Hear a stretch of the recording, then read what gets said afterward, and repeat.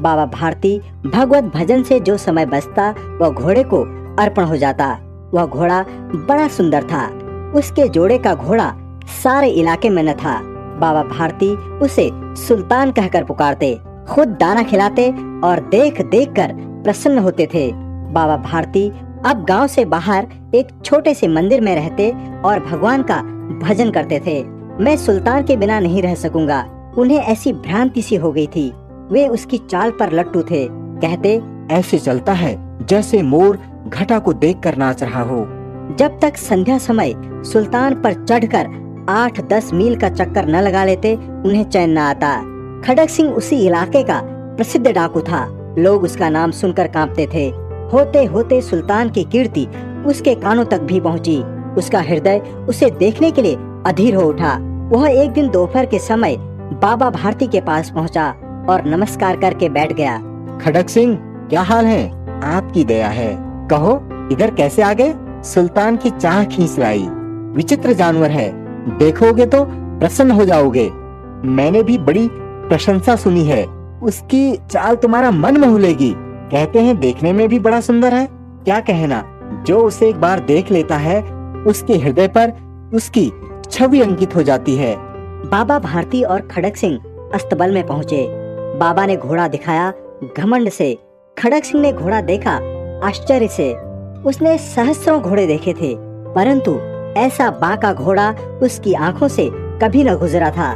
सोचने लगा, भाग्य की बात है, ऐसा घोड़ा खड़क सिंह के पास होना चाहिए था। कुछ देर तक आश्चर्य से चुपचाप रहा। परंतु बाबा जी, इसकी चाल न देखी तो क्या?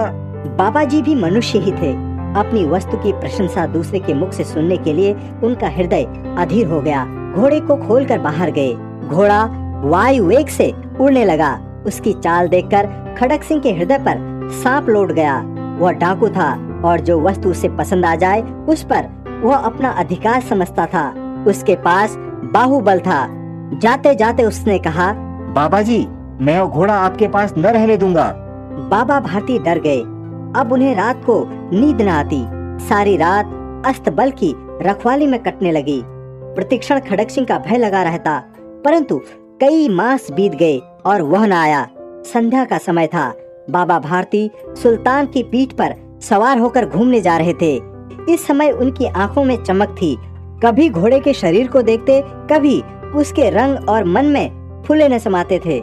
सहसा एक ओर से आवाज आई, ओ बाबा, इस कंगले की सुनते जाना। आवाज में करुणा थी। बाबा ने घोड़े को रोक लिया। देखा एक अपाहिज वृक्ष की छाया में पड़ा कराह रहा है। बोले, क्यों, तुम्हें क्या कष्ट है? बाबा, मैं दुखिया हूँ, मुझ पर दया करो। रामा वाला यहाँ से 3 मील है, मुझे वहाँ जाना है। घोड़े पर चढ़ा लो, परमात्मा भला करेगा। वहाँ तुम्हारा कौन है? दुर्गा दत्त वैद्य का नाम आपने सुना होगा। मैं उनका सौतेला भाई हूँ। बाबा भारती ने घोड़े से उतरकर अपाहिज को घोड़े पर सवार किया और स्वयं उसकी लगाम पकड़कर धीरे धीरे चलने लगे। सहसा उन्हें झटका सा लगा और लगाम हाथ से छूट गई। उनके आश्चर्य का ठिकाना न रहा। अब उन्होंने देखा कि अपाहिज घोड़े की पीठ पर तनकर बैठा है और घोड़े को दौड़ाए लिए जा रहा है। उनके मुख से भय, विस्मय और निराशा से मिली हुई चीख निकल गई। वह अपाहिज डाकू खड़क सिंह था। बाबा भारती कुछ देर तक चुप रहे और इसके पश्चात कुछ निश्चय करके पूरे बल से चिल्लाकर बोले, जरा ठहर जाओ। खड़क सिंह ने यह आवाज सुनकर घोड़ा रोक लिया। बाबा जी, यह घोड़ा आप न दूंगा, परंतु एक बात सुनते जाओ। बाबा भारती ने निकट जाकर और कहा, यह घोड़ा तुम्हारा हो चुका है। मैं तुमसे इसे वापस करने के लिए न कहूँगा, परंतु खड़क सिंह, केवल एक प्रार्थना करता हूँ, उसे अस्वीकार न करना, नहीं तो मेरा दिल टूट जाएगा। बाबा जी, आज्ञा कीजिए, मैं आपका दास हूँ, केवल यह घोड़ा न दूंगा। अब घोड़े का नाम न लो। मैं तुमसे इसके विषय में कुछ न कहूँगा।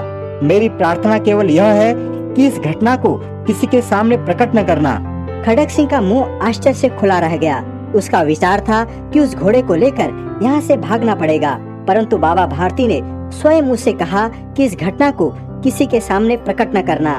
खड़क सिंह ने बहुत सोचा, परंतु कुछ समझ न सका। हार कर उसने अपनी आंखें बाबा भारती के मुख पर गड़ा दी और पूछा, बाबा जी, इसमें आपको क्या डर है? लोगों को यदि इस घटना का पता लग गया तो वे दीन दुखी पर विश्वास न करेंगे। यह कहते कहते उन्होंने सुल्तान की ओर से इस तरह मुख मोड़ लिया जैसे उनका उससे कभी कोई संबंध ही न रहा हो। बाबा भारती चले गए, परंतु उनके शब्द खड़क सिंह के कानों में उसी प्रकार गूंज रहे थे। कैसे ऊंचे विचार हैं! उन्हें इस घोड़े से प्रेम था। इसे देखकर उनका मुख फूल की तरह खिल जाता था। कहते थे, इसके बिना मैं न रह सकूंगा। इसकी रखवाली में वे कई रात सोए नहीं, परंतु आज उनके मुख पर दुख की रेखा तक न दिखाई पड़ती थी। उन्हें केवल यह ख्याल था कि कहीं लोग दीन दुखियों पर विश्वास करना न छोड़ दें। ऐसा मनुष्य नहीं, देवता है। रात्रि के अंधकार में खड़क सिंह बाबा भारती के मंदिर में पहुंचा। चारों ओर सन्नाटा था। खड़क सिंह सुल्तान की बाग पकड़े हुए था। वह धीरे धीरे अस्तबल के फाटक पर पहुंचा। फाटक खुला पड़ा था। खड़क सिंह ने आगे बढ़कर सुल्तान को उसके स्थान पर बांध दिया और बाहर निकलकर सावधानी से फाटक बंद कर दिया। इस समय उसकी आंखों में नेकी के आंसू थे। रात्रि का तीसरा पहर बीत चुका था। बाबा भारती ने अपनी कुटिया से बाहर निकलकर ठंडे जल से स्नान किया। उसके पश्चात उनके पांव अस्तबल की ओर बढ़े, परंतु फाटक पर पहुंचकर उनको अपनी भूल प्रतीत हुई। घोड़े ने अपनी स्वामी के पांव की चाप को पहचान लिया और जोर से हिनहिनाया। अब बाबा भारती आश्चर्य और प्रसन्नता से दौड़ते हुए अंदर घुसे और अपने प्यारे घोड़े के गले से लिपटकर इस प्रकार रोने लगे मानो कोई पिता बहुत दिनों से बिछड़ हुए पुत्र से गले मिल रहा हो। बार बार उसकी पीठ पर हाथ फेरते, बार बार उसके मुंह पर थपकियां देते। फिर वे संतोष से बोले, अब कोई दीन दुखियों की सहायता से मुंह न मोड़ेगा।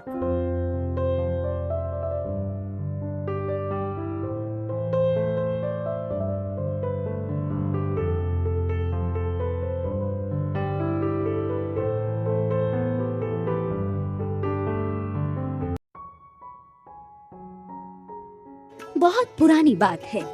उन दिनों रोम में गुलामी की प्रथा थी। गुलामों को उनके मालिक भेड़ बकरियों की तरह बेच दिया करते थे। उनके साथ बहुत बुरा बर्ताव किया जाता था। उन्हीं दिनों एंड्रोक्लिस नामक गुलाम को उसका मालिक रोम से अफ्रीका ले गया। मालिक बहुत कठोर और पत्थर दिल इंसान था। वह एंड्रोक्लिस से सारा दिन खूब काम लेता, पर उसे खाने को पेट भर खाना तक न देता था। वह अपने मालिक से तंग आ गया। उसने मालिक के चंगुल से छुटकारा पाने के बारे में सोचा। एक दिन वह रात के समय घर से निकल भागा। वह समुद्र के किनारे किनारे चला जा रहा था। उसका मानना था कि इस तरह वह रोम पहुंच जाएगा, पर वह रात के अंधेरे में रास्ता भटक गया और एक घने जंगल में जा पहुंचा। चलते चलते वह थक कर चूर हो गया था। उसे एक गुफा दिखाई दी। वह उसमें जाकर लेट गया। भूखा प्यासा तो वह था ही। उसकी आंख लग गई। एकाएक वह दिल दहला देने वाली दहाड़ सुनकर जाग गया। उसने देखा कि गुफा के द्वार पर एक शेर रास्ता रोके खड़ा है। उसने समझ लिया कि अब मौत आ गई। शेर खड़ा खड़ा बार बार अपना पंजा चाट रहा था। एंड्रोक्लिस को लगा, हो न हो शेर के पंजे में कोई तकलीफ है। वह हिम्मत करके आगे बढ़ा और उसने शेर का पंजा देखा। पंजे से खून बह रहा था। उसमें एक बड़ा सा कांटा चुभा हुआ था। एंड्रोक्लिस ने कांटा निकाल दिया और घाव को थोड़ी देर तक हाथ से दबाए रखा। इससे खून निकलना बंद हो गया। शेर लंगड़ाता हुआ वहां से चला गया। कुछ ही पलों में शेर ने उसके सामने एक मरा हुआ खरगोश लाकर डाल दिया। एंड्रोक्लिस ने उसे भूनकर खा लिया। फिर शेर उसे एक झरने के पास ले गया। एंड्रोक्लिस ने वहां पानी पिया। दोनों मित्र बन गए और साथ साथ रहने लगे। कई महीने शेर के सहचर्य में रहने के बाद एक दिन एंड्रोक्लिस वहां से भी चल दिया। उधर एंड्रोक्लिस के मालिक ने उसके भाग जाने की सूचना सरकार को दे दी थी। एंड्रोक्लिस सिपाहियों के हाथ पड़ गया। वे उसे रोम ले गए। वहां के कानून के अनुसार उसे मौत की सजा दी गई। उन दिनों मौत की सजा बड़े अजीब ढंग से दी जाती थी। एक बहुत बड़े मैदान के चारों तरफ बादशाह, हाकिम और शहर के लोग बैठ जाते थे। सजा पाए गए व्यक्ति को मैदान में छोड़ दिया जाता था। उसे अपने बचाव के लिए एक भाला दे दिया जाता था। 4-5 दिन का भूखा शेर एक पिंजरे में बंद करके लाया जाता था और उसे मैदान में छोड़ दिया जाता था। भूखा शेर उस पर टूट पड़ता था। बात ही बात में शेर उसे चीर फाड़ कर खा जाता था। एंड्रोक्लिस को भी उसी मैदान में लाया गया और एक भूखा शेर छोड़ दिया गया। शेर बुरी तरह दहाड़ता हुआ आगे बढ़ा। वह एंड्रोक्लिस पर झपटने को ही था कि यकायक रुक गया। देखते ही देखते वह एंड्रोक्लिस के सामने पालतू कुत्ते की तरह दुम हिलाने लगा। यह देख सब दंग रह गए। सभी ओर सन्नाटा छा गया। एंड्रोक्लिस ने ध्यान से देखा तो मालूम हुआ कि शेर उसका पुराना दोस्त है। वह इसी के साथ गुफा में रहा था। उसने शेर की पीठ थपथपाई और उसे पुचकारा। शेर ने अपना सिर उसके पैरों में रख दिया। यह सब देखकर बादशाह ने एंड्रोक्लिस को अपने पास बुलाया और पूछा, क्या बात है? एंड्रोक्लिस ने सारा किस्सा सुना दिया। शेर और एंड्रोक्लिस की मित्रता का किस्सा सुनकर बादशाह दंग रह गया। मनुष्य और जानवर के बीच पनपे इस अद्भुत संबंध ने उसे भीतर तक झकझोर दिया। उसने एंड्रोक्लिस को आजाद कर दिया और वह शेर भी उसे सौंप दिया। दोनों दोस्त स्वतंत्र हो गए।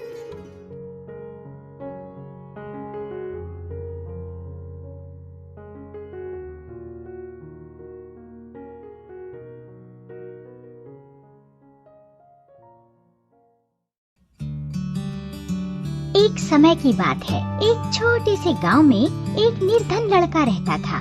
गांव में उसके पास आजीविका का कोई साधन नहीं था, परंतु वह बहुत बुद्धिमान था। अपने पिता से उसने काम की कई बातें सीखी थी। एक दिन उसके दिमाग में एक अद्भुत विचार आया। उसने शहर जाने की ठान ली। शहर जाकर उसने एक सस्ती सी दुकान किराए पर ली। दुकान के बाहर एक बोर्ड लगाया जिस पर लिखा था, बुद्धि का सौदागर, यहाँ बुद्धि बिकती है। लड़के की दुकान के आसपास कई तरह की दुकानें थीं। फल, सब्जियाँ, कपड़े, जेवर, मेवे और रोजमर्रा की चीजों की दुकानें। सारे दुकानदार उस लड़के की खिल्ली उड़ाते। भाई, यह दुकान तो बड़े गजब की है। अब तो अक्ल भी बिकाऊ हो गई है। लड़का उन बातों की कोई परवाह नहीं करता था। वह दिन भर आते जाते ग्राहकों को आवाज लगाता, आओ आओ, बुद्धि ले जाओ, एकदम खरी, सस्ती और उपयोगी। आओ साहब, ले जाओ। काफी दिन बीत गए। बुद्धि के सौदागर की दुकान पर एक भी ग्राहक नहीं आया। वह दुकान बंद करने की सोच ही रहा था कि एक धनी सेठ का मूर्ख लड़का उधर से निकला। उसे समझ नहीं आया कि यह कैसी दुकान है। मेरे पिता मुझे हमेशा निर्बुद्धि और मूर्ख कहते हैं, क्यों ना कुछ बुद्धि खरीद लूं? यह सोचकर उसने सौदागर से कहा, एक शेर का कितना पैसा लोगे? मैं बुद्धि तौल कर नहीं, उसकी किस्म के हिसाब से बेचता हूँ। मेरे पास तरह तरह की बुद्धि है। आपको कैसी बुद्धि चाहिए? तो ठीक है, एक पैसे में जिस तरह की बुद्धि आए दे दो। सौदागर लड़के ने कागज की एक पर्ची निकाली और सेठ के बेटे को दे दी। उस पर्ची पर लिखा था, जब दो झगड़ रहे हों तो वहाँ खड़े होकर उन्हें देखना बुद्धिमानी नहीं है। सेठ का पुत्र खुशी खुशी घर पहुँचा और अपने पिता को कागज की पर्ची देते हुए बोला, देखिए पिताजी, मैं एक पैसे में अक्ल खरीद कर लाया हूँ। सेठ ने पर्ची पढ़ी और तमतमाकर बोले, मूर्ख, एक पैसे में यह क्या लाया है? यह बात तो सभी जानते हैं। तुमने मेरा एक पैसा डुबो दिया। फिर सेठ बाजार गया। उस लड़के को बुरा भला कहते हुए बोला, लोगों को ठगते हुए तुम्हें शर्म नहीं आती? मेरा एक पैसा वापस करो। पैसा क्यों वापस करूं? माल दिया है, पैसा लिया है। ठीक है, यह लो अपना कागज का फटा टुकड़ा जिसे माल कह रहे हो। नहीं चाहिए हमें तुम्हारा माल। यह लो, पर्ची नहीं, मेरी सीख वापस करो। अगर पैसा वापस चाहिए तो आपको एक कागज पर लिखकर देना होगा कि आपका बेटा कभी भी मेरी सीख का प्रयोग नहीं करेगा। बात बन गई। दोनों पक्ष मान गए। सेठ ने कागज पर हस्ताक्षर किए और अपना पैसा वापस लेकर प्रसन्न हो गया। समय बीतता गया। उस प्रदेश के राजा की 2 रानियां थीं। एक दिन दोनों रानियों की दासियां बाजार गईं। वहाँ उनका झगड़ा हो गया। बात हाथापाई तक पहुँच गई। वहीं सेठ का बेटा भी खड़ा था, लेकिन वह करारनामे के अनुसार वहाँ से खिसक नहीं सकता था। सारे लोग चले गए, मगर वह अकेला ही खड़ा रह गया। बस फिर क्या था, दोनों दासियों ने उसे अपना गवाह बना लिया। झगड़े की बात राजा रानियों तक पहुंची। दोनों रानियों ने लड़के से कहा कि वह उनके पक्ष में गवाही दे। सेठ और उसके बेटे के होश उड़ गए। वे सहायता के लिए बुद्धि के सौदागर के पास पहुँचे। बोले, हमें किसी तरह बचा लीजिए, लेकिन मैं 500 रुपए लूँगा। ठीक है, ये लो 500 रुपए। देखो, जब गवाही देने के लिए बुलाया जाए तो पागल की तरह व्यवहार करना। बुद्धि के सौदागर ने उपाय बताया। सेठ के बेटे ने वही किया। राजा ने उसे पागल समझकर महल से बाहर निकाल दिया। इसी तरह की 1-2 घटनाएं और हो गईं। बुद्धि के सौदागर की बातें राजा के कानों में भी पड़ी। राजा ने उसे बुलवाया और पूछा, सुना है तुम बुद्धि बेचते हो, क्या तुम्हारे पास बेचने के लिए और बुद्धि है? जी हुजूर, आपके काम की तो बहुत है, लेकिन 1 लाख रुपए। तुम्हें 1 लाख रुपए ही दिए जाएंगे। सौदागर ने एक पर्ची राजा को दे दी। पर्ची पर कुछ लिखा था। राजा ने पढ़ा, कुछ भी करने से पहले खूब सोच लेना चाहिए। राजा को यह बात बहुत पसंद आई। उसने अपने तकिए के गिलाफ पर, पर्दों पर, अपने कक्ष की दीवारों पर, अपने बर्तनों पर इस वाक्य को लिखवा दिया, जिससे वह इस बहुमूल्य बात को कभी न भूले और न ही कोई और भूल सके। एक बार राजा बहुत बीमार पड़ गया। राजा के एक मंत्री ने वैद्य के साथ मिलकर षड्यंत्र रचा और राजा की दवा में विष मिला दिया। दवा का प्याला राजा ने अभी मुंह के पास रखा ही था कि उस पर खुदे शब्दों पर उसकी नजर पड़ी। कुछ भी करने से पहले खूब सोच लेना चाहिए। राजा ने प्याला नीचे रखा और दवा को देखकर सोच में डूब गया कि पीऊं या नहीं। वैद्य और मंत्री को लगा कि उनका भंडा फूट गया है। वे दोनों राजा से क्षमा मांगने लगे। महाराज, हमें क्षमा कर दीजिए, हमसे बहुत बड़ी भूल हो गई। राजा ने सिपाहियों को बुलवाकर दोनों को कारागार में डलवा दिया। बुद्धि के सौदागर को उन्होंने अपना मंत्री बनाया और इनाम में खूब सारा धन दिया। यह तो अनोखी दुकान थी, लेकिन बहुत उपयोगी सलाह मिलती थी वहाँ। बच्चों, सलाह रखने के लिए किसी थैले की जरूरत नहीं होती, वह दिमाग में रखी जाती है। किसी भी परिस्थिति में सोच समझकर सही निर्णय लेने वाला ही बुद्धिमान कहलाता है।